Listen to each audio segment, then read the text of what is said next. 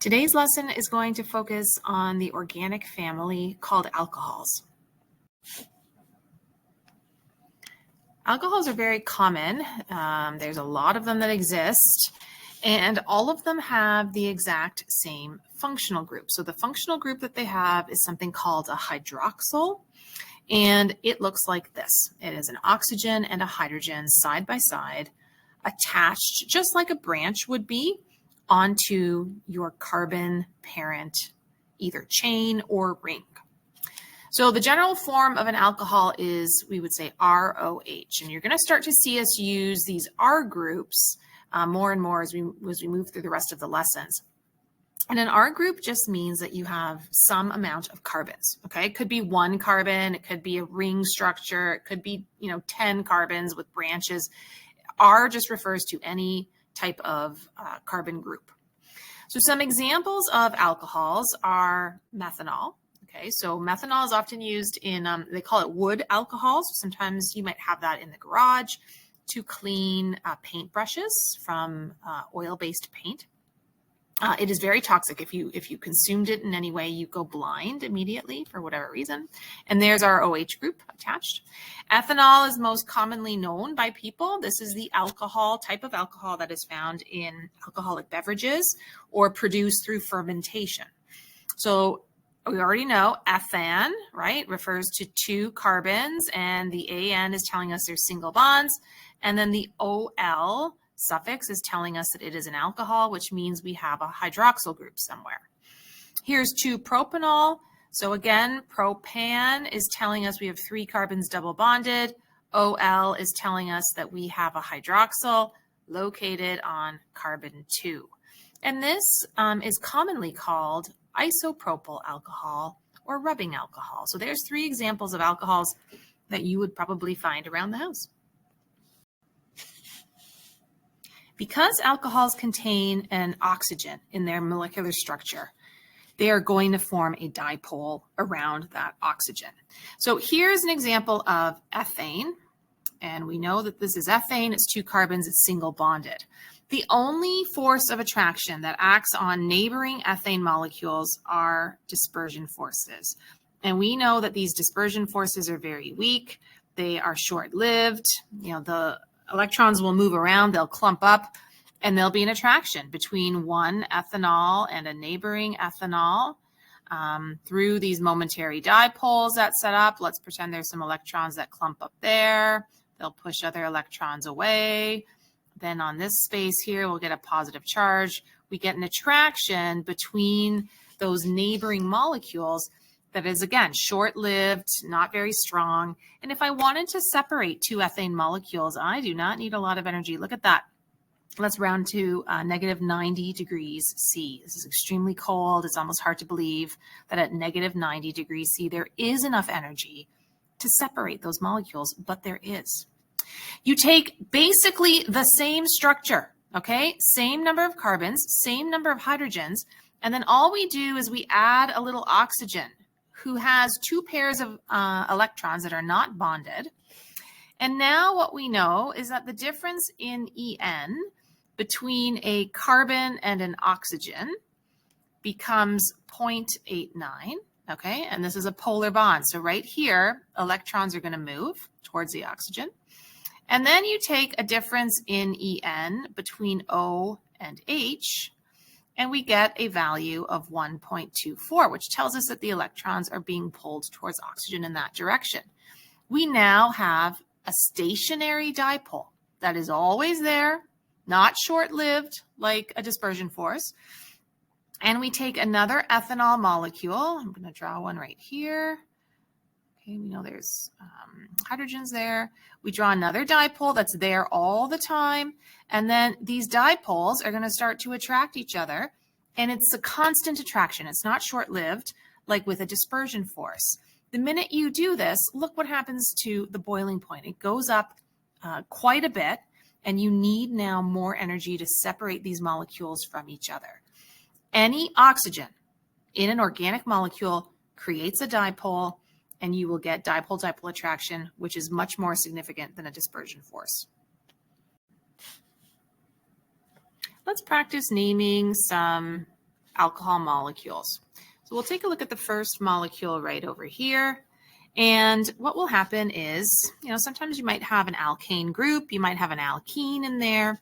Doesn't really matter. We need to find the longest parent chain that contains the hydroxyl. So this first example is easy as it is, there's no branches and it's a straight chain.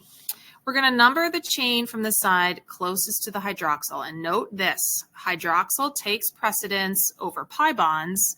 And then we know already pi bonds take precedence over branches. So I'm going to number this way, 1, 2, 3, and 4. And then we're going to state the location of the hydroxyl as well as any branches that are present. Now, the suffix for an alcohol is OL. So this is a 4-carbon parent chain. Everything is single bonded, but my hydroxyl is on carbon 2. So the name of this will be 2-butan, and then we're going to lose the E and replace it with the suffix OL. So that is 2-butanol. The next example right here, we're going to, again, number the side from the hydroxyl group. They take precedence over the pi bond. So we're going to go this way, 1, 2, 3, 4, and 5. So this is a pentene, and it's also an OL. So we need to identify the location of the hydroxyl group, and we also need to identify the location of the pi bond. So we're going to have to split up the name. So we're going to call this 4-pentene, and then we're going to split this up and put the suffix on, and we're going to say 2-ol. Okay, and I know it looks weird, but there's no debate now where the pi bond goes. Okay, it goes on carbon 4, and where the hydroxyl goes, it goes on carbon 2. So sometimes you have to split up the name like that. Here's our third example. So sometimes we can see more than one hydroxyl group.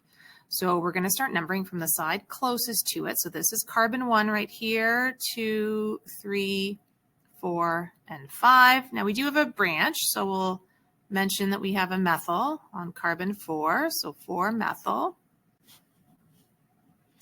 And then we are going to state where these hydroxyl groups are. So they are located on carbons 1 and 3 of this pentane. And it's not a pentanol, it's a pentane. I'm going to run out of room, but this should all be one word, diol. Okay, so remember that we put that di right in front of the suffix to indicate that there are more than one of these functional groups. The last example that we'll see down here is a cyclic molecule. And with cyclics, we have to always remember we want lowest position order, but we also have to remember that the hydroxyls are going to take precedence. So we have to start numbering at the OH. There is no debate. Okay, and this is how it will be for any oxygen functional group, whether they take precedence over everything else.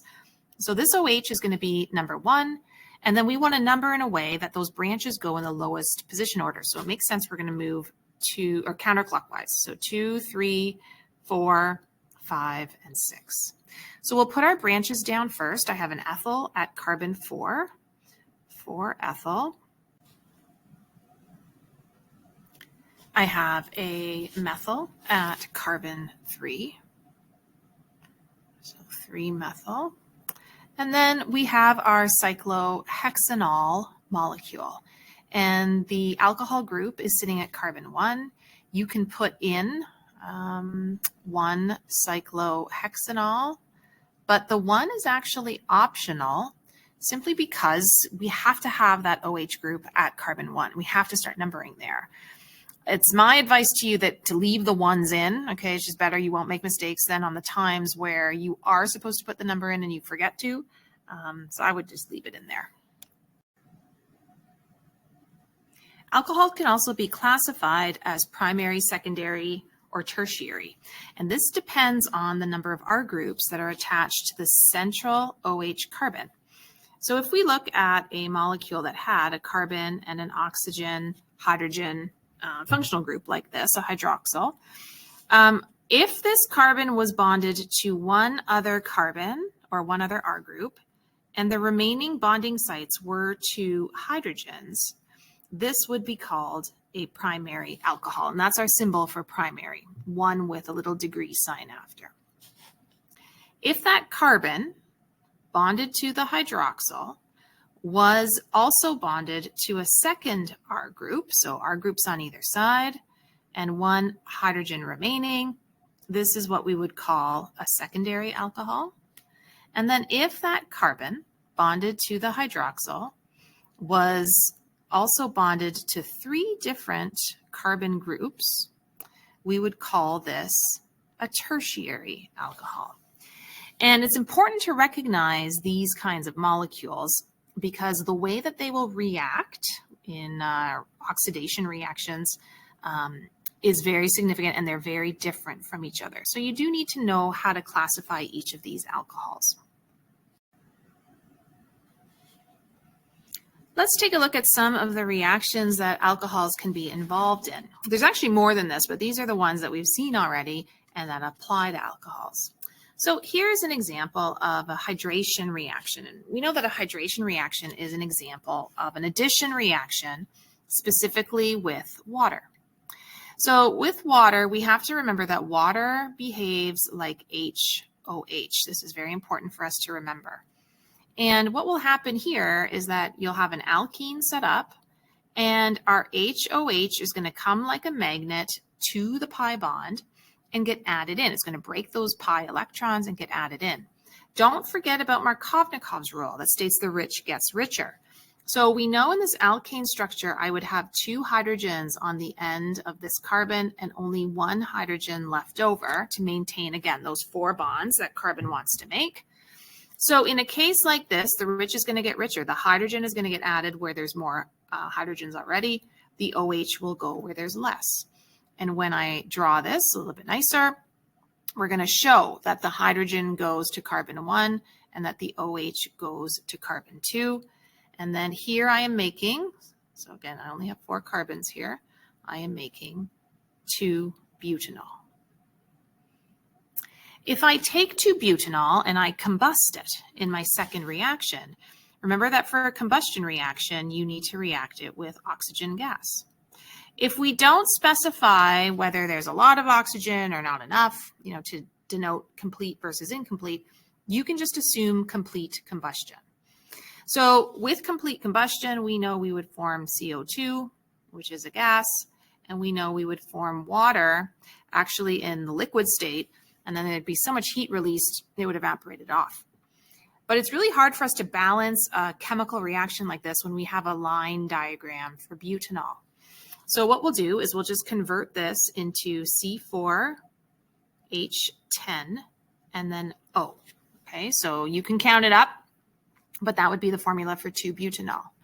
And then we need to balance this. So take a second, stop the video, balance it, and then see if your coefficients will match mine. So hopefully you were able to balance it. Normally we are worried about the whole odd-even situation with oxygens in a combustion reaction, but you had an odd number on the reactant side. You had an oxygen right there, and you had 2 more there for a total of 3. So you actually now want to maintain an odd number on the other side. And in order to do that, we're going to put a 4 in front of CO2, a 5 in front of H2O. This gives us 13 oxygens. If I put a 6 here, that's only 12, but then I've got this extra one right here for a total of 13. The last reaction that we'll do, and we've seen, is an elimination reaction. So if I see an alcohol all by itself, I will have to heavily catalyze it, and I can eliminate that OH and a neighboring hydrogen. Okay, so it doesn't matter to me which one you take off. I guess I'll take off this one here. And then if I take off that neighboring hydrogen right here, I form water. And then where I remove those atoms or eliminate those atoms, a pi bond has to form in its place. So let's finish off with physical properties of alcohols. And we've already seen how the boiling points of an alcohol are much higher than their comparable alkane structure. And this is because we form a stationary dipole around that OH group. In addition to that stationary dipole, we also form something called hydrogen bonding. And this is where you have a hydrogen surrounded by a dipole that is constantly has a positive charge.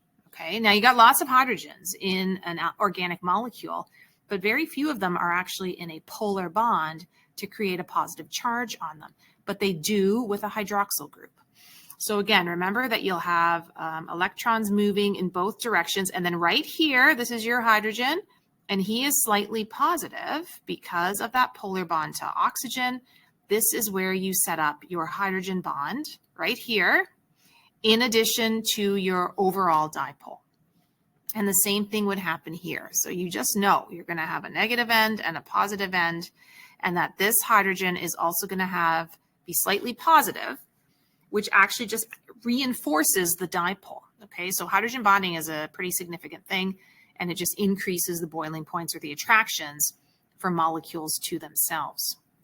The other thing that happens with alcohols is that depending on the parent chain, like this is nonpolar, and you might have an organic molecule, an alcohol, that even though he has a dipole, the bulk of his structure is nonpolar. So depending on the number of carbons, right, some of these alcohols will also be soluble in nonpolar solvents.